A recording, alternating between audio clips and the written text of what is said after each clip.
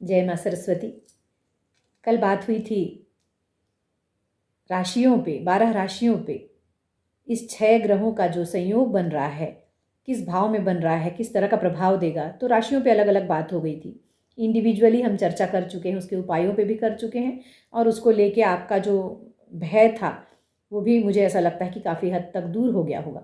आज चूँकि ये घटना खगोलीय घटना है और इससे सारा विश्व प्रभावित होता है, तो आज हम विश्व स्तर पर और हमारे देश में किन राज्यों पर इसके कोई प्रभाव पड़ सकते हैं, इस पे चर्चा करेंगे। और आने वाला जो 1 महीना है, 1.5 महीना है, वो किस तरह का होगा, क्योंकि इसके बारे में, इस संयोग के बारे में, इस 6 ग्रही संयोग, षडग्रही संयोग के बारे में बहुत सी बातें हो रही थी कि पृथ्वी नष्ट हो जाएगी। बहुत से ऐसे प्रमाण भी दिए गए कि पृथ्वी पूरी नष्ट हो जाएगी, या बहुत से लोग, बहुत लाखों की संख्या में लोग मरेंगे।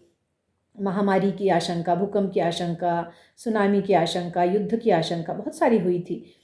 तो इसमें कहीं दो मत नहीं है कि ये बातें गलत नहीं हैं, लेकिन हमको ये भी सोचना पड़ेगा कि किन राशियों पे वो ज़्यादा खराब इफेक्ट दे रहे हैं। जैसे मैंने कल राशियों का चर्चा इसीलिए पहले किया आपसे, क्योंकि मैंने बता दिया कि किन राशियों को वो थोड़ा सा ज़्यादा खराब इफेक्ट दे रहे हैं। अब सोचिए कि उन राशियों की जो दिशाएं हैं, हर राशि की एक दिशा होती है, तो उन राशियों की दिशाओं पे जो स्थित राज्य हैं या देश हैं, उनको ज़्यादा इफेक्ट होगा, और उन राज्यों या देश की हम आज चर्चा करेंगे। तो सबसे पहले ये बता दूं कि बृहद पाराशर होरा शास्त्र, जो वैदिक ज्योतिष का जो क्लासिक है, उसमें एक श्लोक है कि यदि पंचग्रहाः स्थाने स्वये अथवा नीचगे स्थिताः भयं महत् भवेद राज्ञां दुर्भिक्षं च प्रजास्वपि। यानी कि एक ही राशि में जब 5 ग्रह या अधिक ग्रह स्थित होते हैं, या वो स्व राशि में हो या नीच राशि में हो, तो ऐसे समय में राजनीतिक अस्थिरता, अकाल, सामाजिक अराजकता, युद्ध जैसी स्थितियां उत्पन्न हो सकती हैं। खाद्यान्न के संकट हो सकते हैं, और प्राकृतिक आपदाएं भी हो सकती हैं। इसी के साथ फलदीपिका नाम का जो क्लासिक है ज्योतिष का, उसमें कहा गया है एक श्लोक के माध्यम से 6 ग्रहों का जो योग है उसके बारे में, कि एक जगह जब एक राशि में 6 ग्रह एकत्र होते हैं तो उसका क्या प्रभाव होता है।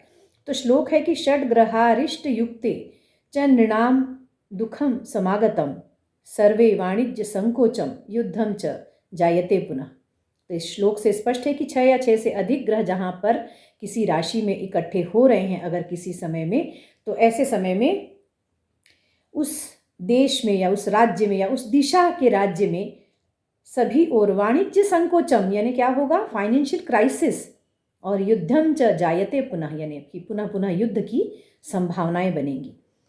तो इतनी बात है जिसको हमको ध्यान रखना चाहिए कि ये चीज़ें हो सकती हैं। अब यहाँ पे अराजकता, अकाल, ये सारी बातें आ गई। अब हम उस दिशा की ओर जाएंगे कि जिस दिशा में ये चीज़ें हो सकती हैं, जिसकी चर्चा मैंने की थी। तो मैंने कल, आपको याद होगा, मैंने दिशाओं का चर्चा इसीलिए किया था कि आपको ये, राशियों का चर्चा इसलिए किया था कि आपको ये पता चल जाए कि सबसे ज़्यादा इसमें अगर मैंने किसी को इफ़ेक्टिव माना, किसी राशि को, तो वहाँ तुला राशि को माना, क्योंकि उसके जो है वो, उसका जो है वो 6वां, 8वां, 12वां तीनों भाव एक्टिवेट हो रहा है शनि की दृष्टि से। 6वें, 8वें, 12वें भाव का एक्टिवेट होने का अर्थ ये है कि जो बीमारी या शत्रु, फिर उसके बाद 8वां सर्जरी और 12वां हॉस्पिटलाइजेशन। लेकिन हम किसी देश के संदर्भ में इसको देखते हैं तो 6वां है रोग रिपुऋण, 8वां है पीड़ाएं, यानी कि जो मृत्यु या मास में जो मृत्यु, यानी कि बहुत ज़्यादा लोगों की डेथ होने की संभावना, और 12वां घर तो व्यय का है ही। नेचुरल सी बात है कि कोई ऐसी बात आती है देश पे किसी, तो बहुत सारा व्यय होता है। तो तुला राशि, अब तुला राशि की दिशा क्या है, ये ध्यान रखने की बात है। मैं लॉजिकली बात करूँगी, हवा में हमको बात नहीं करना है कि सब और महामारी या सब और नष्ट हो जाएगा या अचानक प्रलय आ जाएगा, ऐसा नहीं होता है। कुछ दिशाएं प्रभावित होंगी। अब यहाँ पर जो तुला राशि है उसकी जो दिशा है वो है पश्चिम, दक्षिण पश्चिम, वेस्ट साउथ वेस्ट।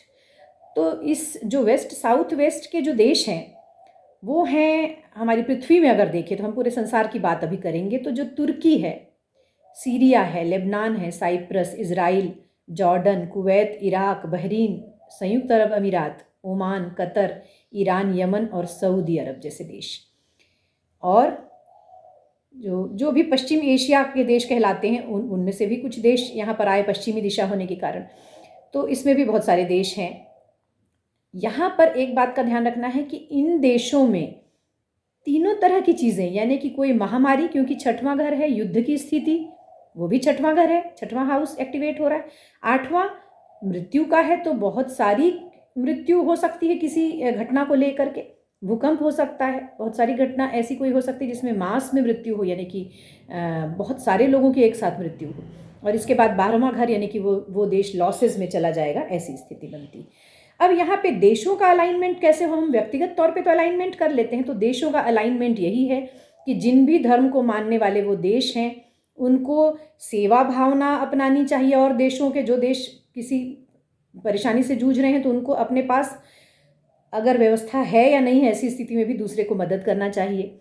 इसके बाद 8वां घर अध्यात्म की ओर भेजता है, तो अध्यात्म को अगर अपना लेते हैं उन लोग, वो देश एक हम जो भी धर्म को वो मानते हैं उस धर्म को और उसकी मान्यता को लेकर अगर चले वो देश, और मैं ये नहीं कहती कि अंधविश्वासी बन जाए, लेकिन हाँ, आपको जो भी देश या जो भी धर्म के आप हैं या जिस भी आप पंथ को मानते हैं उस पर आपको भरोसा रखना चाहिए और उसका प्रचार प्रसार करना चाहिए, धर्म का प्रचार प्रसार।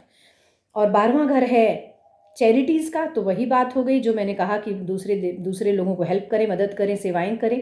तो लेकिन देश इसको अपने ढंग से जो है, चूँकि देश जो है एक वो पॉलिटिशियंस के अंडर में होता है और बहुत सारी चीज़ें वहाँ पे उसके प्रोटोकॉल्स होते हैं, तो देश इनसे निपटने के लिए अपने ढंग की व्यवस्थाएं करता है, तो उस पर हम नहीं जाते। लेकिन यहाँ पे जो पश्चिम दक्षिण पश्चिम देश हैं वो ये रहे। और इसके बाद जो है वो हम अगर भारत के पश्चिम दक्षिण की बात करें, क्योंकि हमें भारत का भी जानना है, क्योंकि दक्षिण पश्चिम जो पश्चिम दक्षिण पश्चिम है, यानी कि वेस्ट साउथ वेस्ट के जो राज्य हैं वो इफ़ेक्ट होंगे, क्योंकि यहाँ 6वां 8वां 12वां घर एक्टिवेट हो रहा है। तो भारत का जो दक्षिण पश्चिम है वो है अरब सागर का किनारा, यानी कि गुजरात, महाराष्ट्र, गोवा, कर्नाटक, केरल, तमिलनाडु वगैरह, दादरा नगर हवेली, दमन दीव, ये सारे राज्य आ जाएंगे यहाँ पर।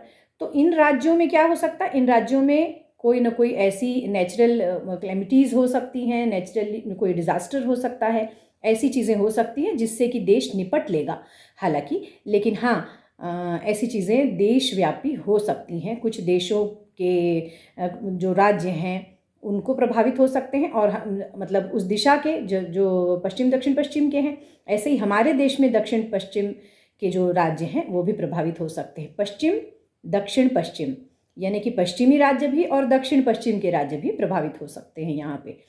इसके अलावा कुछ राज्यों को और भी प्रभाव पड़ेगा, जैसे कि पूर्वी राज्य जो हैं, पूर्वी राज्यों को लॉसेस का हो सकता है केवल। यहाँ सबसे ज़्यादा जो है वो पश्चिम दक्षिण पश्चिम को है, क्योंकि वो तुला राशि होती है। यहाँ पे जैसे मैंने चर्चा की थी कल के वीडियो में कि मेष, मिथुन, तुला और मकर, इनके लिए 12वां भाव एक्टिवेट हो रहा है, तो किन राज्यों को नुकसान होगा या किन देशों को नुकसान होगा, जो पूर्वी हैं, जो उत्तर पूर्वी हैं, जो पश्चिम दक्षिणी पश्चिमी हैं और दक्षिण पूर्वी हैं, तो इन राज्यों को लॉसेस होंगे। केवल लॉस वो किस ढंग से, तो वो फाइनेंशियल हो सकता है या किसी तरह। लेकिन जिनको जो जनहानि जहाँ पे होगी या घटनाएं होंगी, आकस्मिक घटनाएं होंगी, वो होगा केवल पश्चिम दक्षिण पश्चिम। इसमें जो विश्व में भी मैंने देश बताए, जिन देशों के नाम लिए, सीरिया, लेबनान वगैरह मैंने बताया, और यहाँ पर जो हमारे देश में है वो राज्य भी मैंने बताए। इसके बाद मैंने जिस राशि का जिक्र किया था वो है कि मेष, कर्क, फिर तुला और धनु, इन पे जो है वो 6वां घर जो एक्टिवेट हो रहा है। और ये जो राज्य हैं वो है पूर्व, उत्तर पूर्व, पश्चिम दक्षिण पश्चिम और उत्तर पूर्व, उत्तर पूर्व, उत्तर पूर्व, पूर्व और पश्चिम दक्षिण पश्चिम। तो ये 4 दिशाओं के जो राज्य हैं, इनमें क्या होगा, इनमें केवल जो शत्रुता वाली, यानी यहाँ पर हो सकता है कि जैसे कोई धार्मिक दंगे वगैरह हो सकते हैं, या कोई छोटा मोटा जो वाद विवाद या ऐसा जो मास जिसमें इन्वॉल्व हो जाए, ऐसी कोई बात हो सकती है, यानी आपसी थोड़ी सी दुश्मनी जैसी चीज़ें यहाँ इस राज्यों में हो सकती हैं। लेकिन इससे ज़्यादा इसका जो प्रभाव है वो देखने में नहीं आएगा। मैं फिर कहूँगी कि सबसे ज़्यादा पूरे विश्व के नष्ट होने की बात नहीं है यहाँ पे। यहाँ केवल जो पश्चिम दक्षिण पश्चिमी राज्य हैं और पश्चिम दक्षिण पश्चिमी देश हैं, उनको सावधान रहने की ज़रूरत है। उन देशों को जो आप मैप में देख सकते हैं, और आने वाले कुछ समय में आप उसका परिणाम भी देख सकते हैं जो मैं बता रही हूँ। और इन देशों को इनसे कैसे निपटना है, ये वैसे ही काम करेगा जैसे इंडिविजुअल पे करता है, वैसा ही अलाइनमेंट होगा जैसे इंडिविजुअल का होता है। लेकिन ये देश चूंकि पॉलिटिशियंस के हाथ में होते हैं तो उनके जो निर्णय हैं वो सर्वोपरि होंगे। हमारा काम है कि हम वो प्रिडिक्ट कर सकते हैं या आपको आगाह कर सकते हैं, आपको बता सकते हैं। तो आज हुई ये विश्व की बात, क्योंकि विश्व की बात भी बहुत ज़्यादा चल रही थी। कल तो मैंने राशियों की बात की, लेकिन विश्वव्यापी भी लोग चिंतित होते हैं कि भाई विश्व में क्या होने जा रहा है, कहीं भारत को कोई युद्ध की बात तो नहीं है। तो यहाँ पर युद्ध की बात केवल ये भी हो सकता है कि कुछ जैसे कि जो दक्षिणी पश्चिमी राज्य है, जैसे गुजरात वगैरह का मैंने जिक्र किया, दादरा नगर हवेली या ये सब समुद्री भी हैं। अगर ध्यान दें तो यहाँ से कोई घुसपैठ जैसी स्थिति हो सकती है, छोटी मोटी आतंकी घटनाएं भी हो सकती, क्योंकि वहाँ पर 8वां घर है, तो छोटी मोटी वहाँ लड़ाइयाँ होंगी, थोड़ा बहुत खून खराबा हो सकता है उन राज्यों में इसको लेके। तो ऐसी घटनाएं आपको सामने आएगी। लेकिन फिर कहूँगी कि घबराने की कोई ज़रूरत नहीं है, पूरा विश्व या पूरा देश समाप्त नहीं हो रहा है। 6वां घर बीमारियों का है, ऐसी जगह पे महामारी की भी संभावना है। और इससे ज़्यादा ऐसा नहीं है कि पूरे के पूरे लोग खत्म हो जाएंगे या वो वही बचेंगे। कुछ लोग ऐसा भी कह रहे हैं कि वही बचेंगे जो अध्यात्म में रुचि लेते हैं, वही बचेंगे जो भक्त हैं। तो ऐसा कुछ नहीं है, वो भी भक्त हैं मेरे ख्याल से, जो दिन भर में एक बार भी अगर ईश्वर का नाम ध्यान से ले लेते हैं, मतलब उन्हें घंटों पूजा करते हैं। ऐसी कोई बात ईश्वर नहीं मांगता कि आप घंटों पूजा करें तभी वो आपको बचा के रखेंगे। हम सब उनकी संतान हैं, और कोई संतान कम पूजा करती, कोई संतान ज़्यादा करती है, कोई संतान को विश्वास है केवल पेरेंट्स पे, और कोई संतान ये जताती है कि विश्वास है, कोई संतान जता नहीं पाती लेकिन उसको विश्वास है। तो हम सब संतान हैं चूँकि, इसलिए ईश्वर किसी का भी बुरा नहीं करने वाले हैं।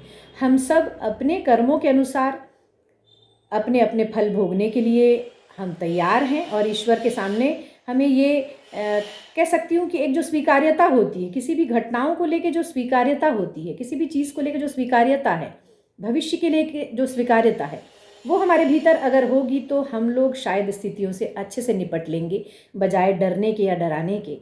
तो डर से निकलिए, स्वीकार्यता लाइए, एक्सेप्टेंस जिस दिन आ जाएगा इन चीज़ों के प्रति, इन घटनाओं के प्रति, या जो कुछ भी होगा, वो उससे हम बेहतरी से निकलेंगे, बाहर आएंगे, और महाशक्ति के रूप में हम दिखेंगे, चाहे हम इंडिविजुअली या देश के रूप में।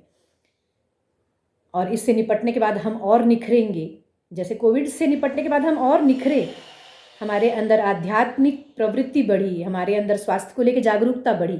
तो कोई ना कोई ऐसी घटना हमें कुछ ना कुछ सिखाती है, लेसन्स देती है। तो ये केवल लेसन देने के लिए आ रहा है शायद, ये जो शनि का जो अंतिम गोचर है मीन राशि में। तो आज बस इतना ही, मिलेंगे फिर और किसी ऐसे ही विषय के साथ। नमस्कार।